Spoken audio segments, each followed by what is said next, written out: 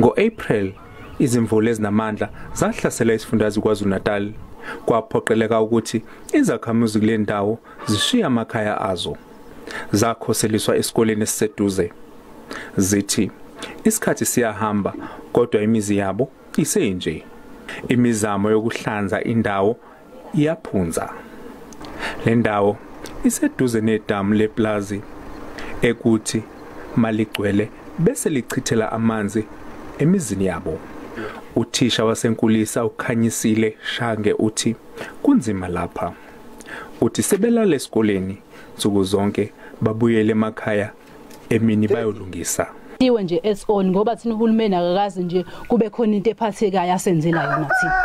Kodwa endaweni esemalokishini imkhaso eminye bangathu emizini yabantu yonke into endaweni emalokishini uhulumeni mabekhala uyakwazi ukubezwa uyashesha ukufinyelela kubona kodwa thina akakwazi ukufinyelela kuthina gcina nje ngokuthi bebekathi bayeza bazosiza kuphelele kanjalo. Umholi womphakathi uBom Zithole uthi umphakathi kwabe kungafanele uphoqeleke ukuthi wakhe endaweni enjena kodwa uthi kwabe kungekho enye indlela. Uma uhulumeni engasasukumele phezulu asithengele umhlaba lapho la sizokwazi ukuthi masiphuma la siyokwakha khona. Ilokho nje esingakuthokozela ma uhulumeni angaphakamela phezulu asithengele umhlaba siphumela. Usithole uthi usabela ukuthi umphakathi ungase ungaphinde ubuyele emakhaya ube ungenayo nendawo yokukhosela.